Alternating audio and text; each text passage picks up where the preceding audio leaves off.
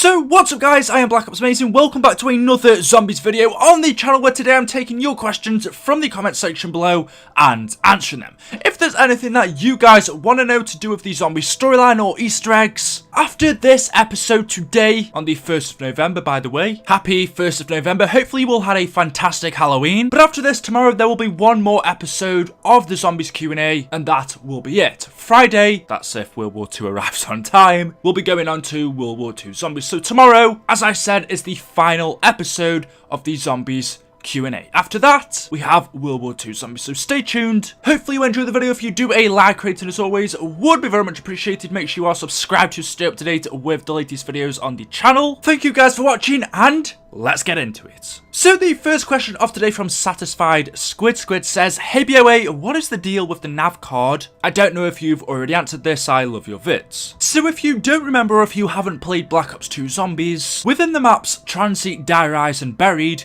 we had the nav card system. These were nav cards that you pick up and find around the maps, and then you put the nav card onto the nav tables, and what this does is joins all of the radios that we have to power up in Transit, Dire Eyes and Buried. It links them all together. As we know our objectives, what Richtofen and Maxis want us to do in these maps is power up these pylons, but to link them all together we need the nav cards, and that's exactly what they do. They link all of these pylons together, in which if you do so you get the buried Easter egg ending, which in canon to the story we know that Maxis takes control, he is infected by the Dark Ether, and he basically dooms our transit characters. He tells them they are going to die. So that is what the nav cards are for. The next question from Thomas R107 says, hey BOA, why is Nikolai in one of the missions on World at War? So I kind of answered the same question for Richtofen. Someone asked me, why is Richtofen in the World at War campaign missions? I believe I forgot to mention Nikolai, and so it's the exact same reason. Obviously, during World at War, especially at the start for Nakdir and Toten,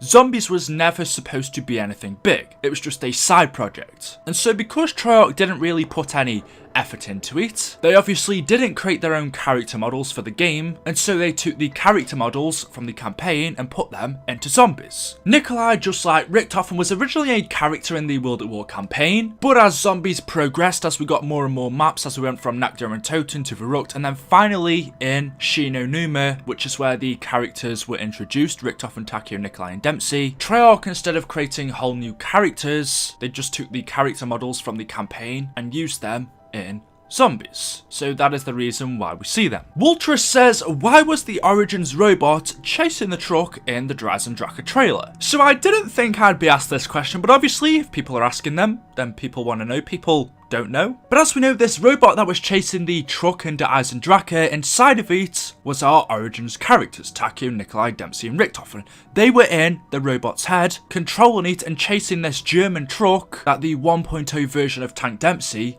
was inside. We knew that during Black Ops 3, Richtofen's goal was to find and kill all of the 1.0 versions of the original characters, and his first target was 1.0 Dempsey. And so from the Giant, they stole a robot, they got in its head, took control of it, and then took it all the way over to Austria, to Der Eis and Draka, where Richtofen knew that the 1.0 version of Dempsey would be. And as you can see, when they got here in the robot, they were chasing the truck that contained Dempsey, but the robot was shot down by a Panzer, and so that's where Der Eis and Draka started. Snack says, how did Misty get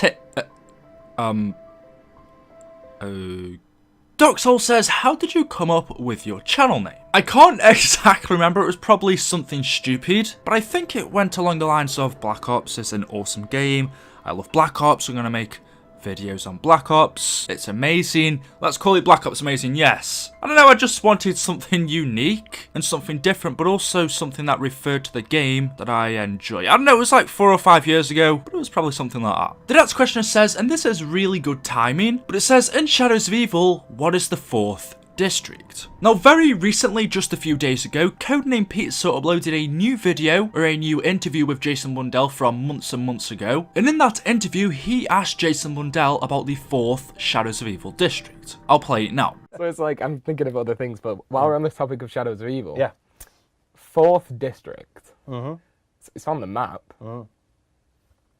Was it ever something that was in production?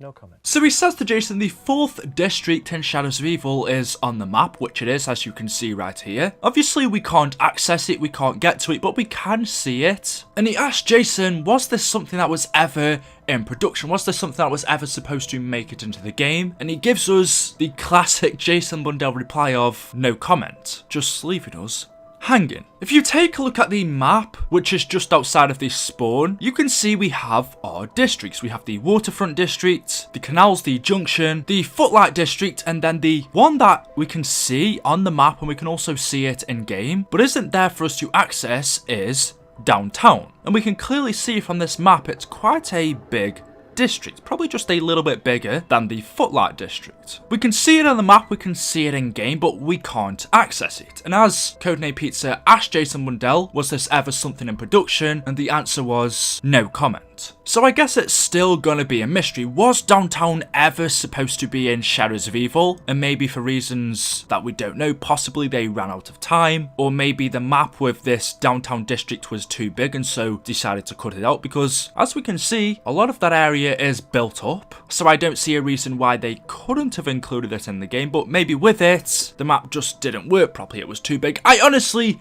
don't know. I mean, Shadows of Evil is a big map already, so maybe if downtown was included in this, it was too big. If we could have gone into this area, they would have had to add more background into Shadows of Evil, taking up more disk space. I honestly have no idea. But let me know what you guys think about this down in the comment section below. But anyway, that is it. That is all I have for you for today's video, guys. Hopefully you have all enjoyed. If you have, a like rating would be very much appreciated. Make sure you are subscribed to stay up to date with the latest zombies videos on the channel. Thank you all so much for watching and the support on these zombies Q&As. It has been amazing, and until next time, I will see you. Goodbye.